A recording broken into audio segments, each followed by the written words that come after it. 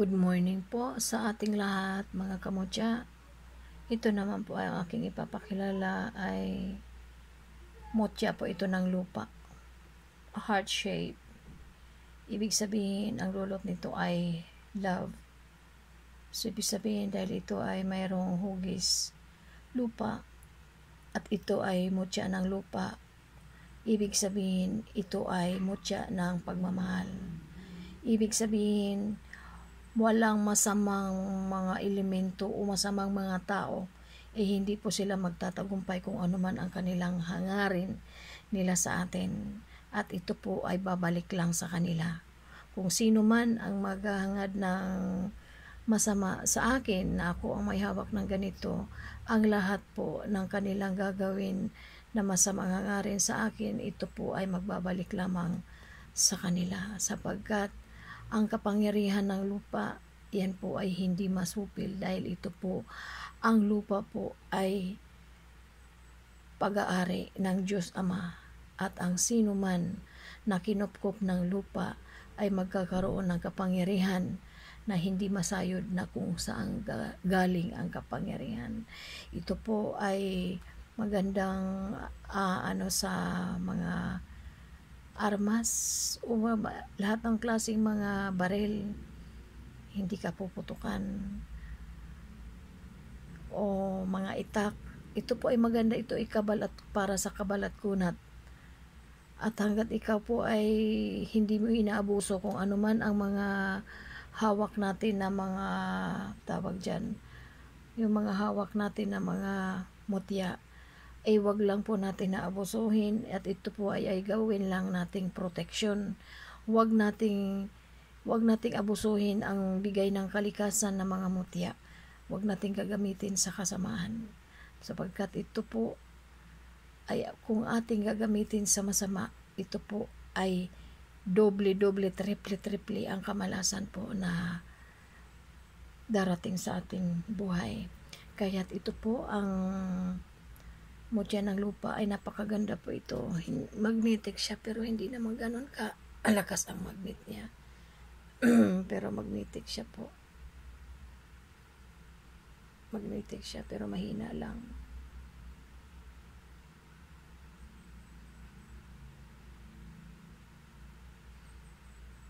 Mahina lang ang magnet niya. Pero kahit pa mahina ang magnet niya, at sa ngalan po ito ay mutya ng lupa, ito ay napakabisa. Ito ang ginamit ni pero putik naman ang ginawa ni Nardong putik. So pag napunta siya sa putikan, bigla siya naglalaho. So ito namang mutya ng lupa, lahat ng mga kasamaan na tulad ng mga mayroong mga mahika dyan, mga masasamang elemento. Pag mayroon ka pong hawak ng mutya ng lupa, ito po ay napakabisa. Mangkukulam man kung mayroon silang mga black magic, yan po ay kung mayroong ang kanilang iba black magic ay mayroong hawak na mutya ng lupa, yan po ay babalik sa kanila.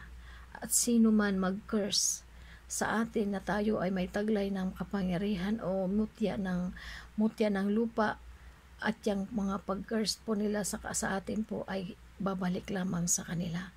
Kaya po hanggat tayo po dito sa mundo ay tayo ay na tawag dyan, habang tayo ay nandito sa mundo ay proteksyonan po natin ang ating sarili lalo na sa mga masasama, lalo na't ngayon po ay laganap ang mga masasamang tao. At ito ang ganda po nito, ko po siya sa tubig. Ilalagay ko po siya sa tubig. Ayan. Ayan siya po. Ano siya yung malambot. Pero bato yan po. Bato po siya. Bato po siya. Malalaman lang po natin na siya po ay original na mutya ng lupa sapagkat ito po ay biglang mabilis na natutuyo.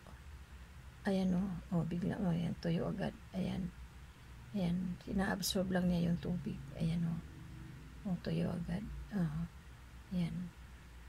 Yan po ang mga tunay na mutya ng lupa. na mabasa man yan, biglang ayan, tuyo agad siya. Hindi po siya nababasa. Ina-absorb lang niya yung tubig. Ito po ay ano, ayan o, ito po ay ano po siya talagang, baka akala nyo sabihin nyo ano ito, tae ng kambing. Siya po ito ng lupa. At ako naman po, hindi po lahat ng tao ay pinagbibigyan ng Diyos Ama na magkaroon ng mga ganitong klaseng mutya. Ang makaka ano lang po nito, ang makakatagpo ng mga ganitong mutya ng lupa ay yaon lang po na nasa spiritual at merong mga devotion araw-araw. So, ibig sabihin, kung saan ka mang magpunta, ay mayroon pong ibibigay ang inang kalikasan sa'yo. Kasi nga, kung halimbawa, kasi ganito yan kung ikaw, ramdam po yan ng lupa at ng langit. Kung ang iyong pagkatao po ay nasa spiritual o hindi. So, ibig sabihin, hindi po ito binibigay sa mga lasenggo. Hindi ito binibigay sa mga adik. Hindi po ito binibigay sa mga taong salot ng lipunan. Subalit pag ito po ay naangkin ng mga masasamang elemento at ito ay ginamit nila sa kasamaan, 101,000% ito po ay babalik sa kanila kung ano man ang kanilang itinanim nga kasamaan, doble-doble po ang kasamahang maratanggap nila. Kaya kung mayroon po kayo mga taglay na mga ganitong klase mutya, ito po ay inyong pakaingatan at wag na wag nyo po ninyong gagamitin sa masama. At ito po ay atin lamang proteksyon, gawin natin proteksyon at ang pampaswerte. At ito po, ang ganitong klaseng mutya ng lupa po ay napakaganda po ito sa business protection o kung ano mang anong career na yung nasa anong career ka man sa social media, ito po ay magandang charm. At ito po ang mutya ng lupa ay ibig sabihin magiging marami ka na lahat ng gusto mong ihiling sa lupa, ito po ay diringgin. Kung halimbawa may bagyo, lahat mga yung tawag lindol o kung ano-ano man yung mga landslide, yan po pag ikay po humiling sa lupa na iyon ay iyong patigilin at iyong ano sa Diyos Ama na matapos na walang darating. Ito po ay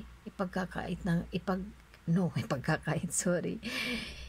Ito po ay ibibigay ng Diyos Ama lahat ng iyong kahilingan. Kaya nga sa mga hindi pa mahilig magkulik ng mga mutya, matuto na po kayo kasi hindi naman natin hawak ang panahon, hindi natin hawak ang buhay. So maraming mga darating, lalo na ngayong panahon natin ngayon na maraming mga masasamang mga elemento. Ito po ay matatagpuan natin kung tayo po ay pupunta sa mga gubat o mga lugar na medyo mga bundok o mga bundok na ito po ay makikita nyo po sa mga mga tabi-tabi lang po. Minsan po nakikita lang. Ako nakita ko lang po ito sa isang parang medyo siya medyo tawag dyan, ang tawag dyan lugar na yan, Suampi. Parang ganun, basta di ko po ito nakita. Ang aking gabay kasi ang nagtuturo niyan. So, itinuro ito ng aking gabay sa akin. So, kinuha ko po siya agad. Marami po ito. Yung iba nakatago na. Ayaw kong ipakita dahil syempre, maganda na yung sekreto. Ganyan lang. Minsan naman meron tayong mga secret. Hindi na ito lang mga kamotya. Ito po kung mayroon po tayo mga ganitong ito po ay magbibigay sa atin ng protection. Lahat ng hiling natin sa lupa, basta't ito ay mga pangkabutihan o para sa ikabubuti ng kalikasan, ikabubuti ng ating kapwa, iyan po ipagkakaloob sa atin ng Diyos Ama. Thank you nga pala sa lahat ng sumusubaybay sa aking YouTube channel. Thank you so much sa pagsuporta sa akin. At marami pa po akong gagawing mga video para sa mga yung sa tawag dyan, yung knowledge of wisdom na ibinigay sa akin ng Diyos Ama, ito po ay aking i-share din sa inyo na wala pang mga idea sa mga natin dito sa mundo. Tulad ng mga ganito, mga mutya-mutya, o lahat manong kung ano man ang po. Marami pa po kong alam na hindi nyo pa alam. Joe, good morning po and thank you so much po sa mga nanood sa vlog kong ito. Thank you so much. At pagpalain po tayo ng poong may kapal. God bless po. And thank you very, very much.